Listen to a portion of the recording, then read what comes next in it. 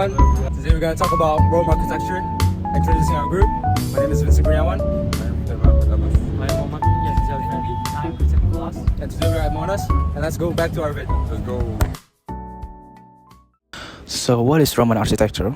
Roman architecture is the result of a long evolution of architectural styles and buildings. The Roman architecture continued the legacy left by the Greek architecture and the previously established architectural orders, especially by the Corinthian. And Roman were also known as the innovators because they could combine the new techniques and the materials to produce a variety of architectural structures. The building include the basilicas, the triumphal arches, the monumental aqueducts, resident blocks, and the amphitheaters. Many of Roman buildings were a response to the practical needs of changing Roman society, and all their projects were all supported by the state that is funded, organized, and disseminated throughout the Roman world, ensuring their permanence so they could survive to this day. So now I will be explaining the timeline of the Roman architecture. Come with me. So starting off at 484 BCE, established the first temple to Castor and Pollux in the Forum Romanus by Aulus Postumius after his victory over the Latins. After that, we have 321 BCE, which is the construction of the Via Appia, the famous Roman road. Okay, come with me.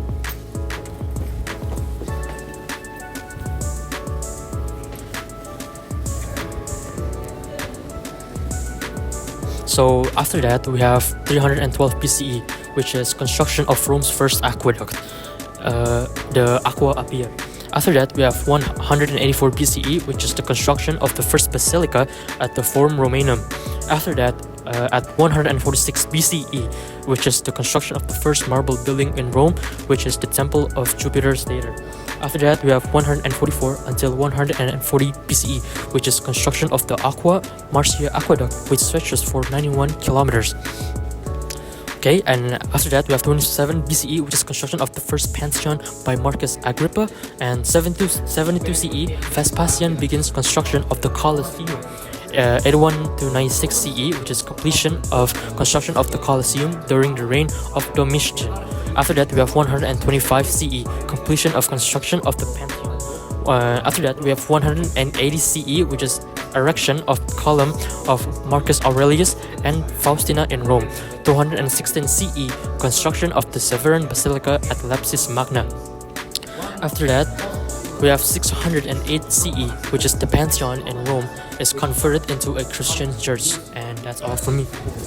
Even when not structurally necessary, the Romans were pioneers when it comes to the use of concrete, which were a revolutionary material that allowed for greater flexibility and structural complexity. It also provides a strong and durable foundation for the Roman style architecture.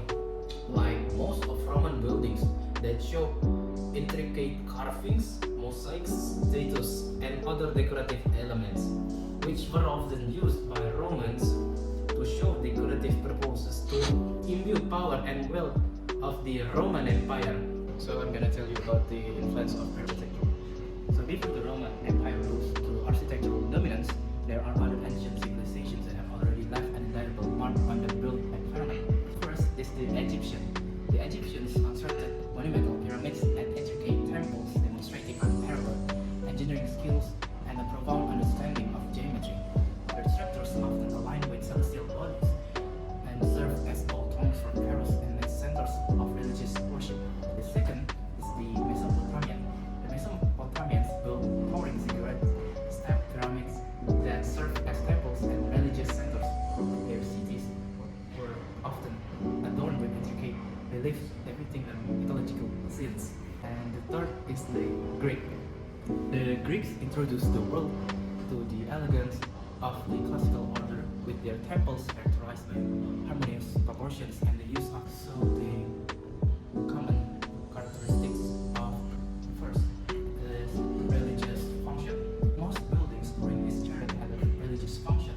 Structures were built for purpose, and that is to worship gods and serve as places for religious ceremonies. The second is local materials. Building materials were generally sourced from the surrounding areas such as stone, wood,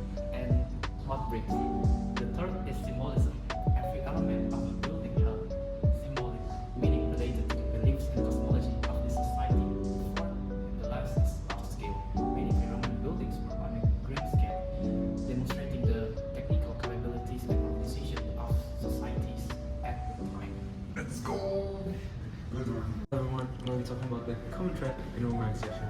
Roman architecture is more than just a collection of buildings with the same style. It's actually a reflection of a powerful, innovative, and far-reaching civilization. Starting from the heavy influence of ancient Greece, the Romans succeeded in architectural style and advanced construction technology. Several common threads with materials that are used to create Roman buildings last for a long time. These materials are what makes Roman architecture its own characteristic style, as the use of these materials are revolutionary and an outstanding material used back in the days, as it makes possible, as it allows construction of large and complex Roman buildings. And those building techniques, such as arches, domes, and curved ceilings, are innovations of stronger and larger buildings.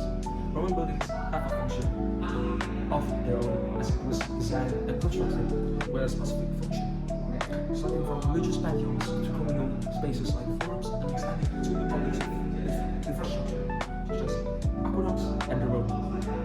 The scale of Roman architecture served as the Romans' intricate structures, which showcase their impressive organization skills in terms of manpower and resources. Next up is going to be heritage and influence. Those two are important, as a lot of long-lasting Roman buildings, which have endured to this day, attest to its remarkable constructions and design. The spread of this Roman architectural style has reached the whole entire Roman Empire, leaving a long-lasting influence on architecture of Europe, North Africa, and Middle East. Roman architecture also inspired a lot of later buildings, often hence the aesthetics, beauty of built public spaces that serve as a center of social political of the Roman inclusion.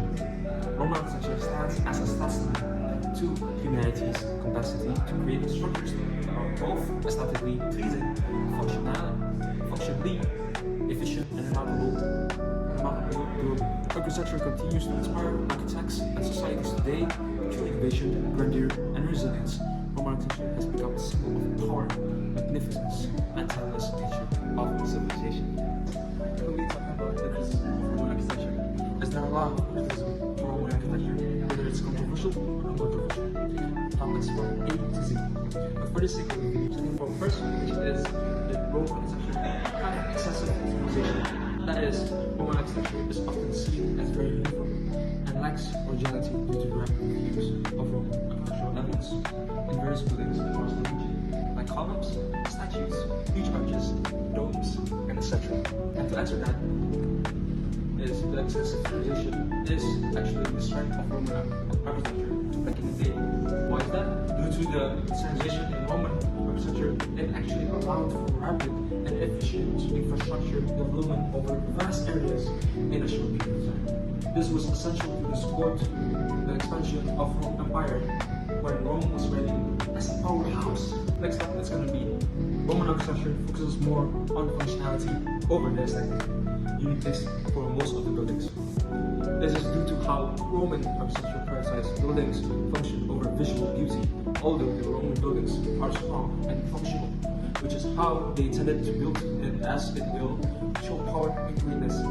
It lacks the aesthetic uniqueness found in ancient Greek. And to answer that, there is an actual balance of function and aesthetics.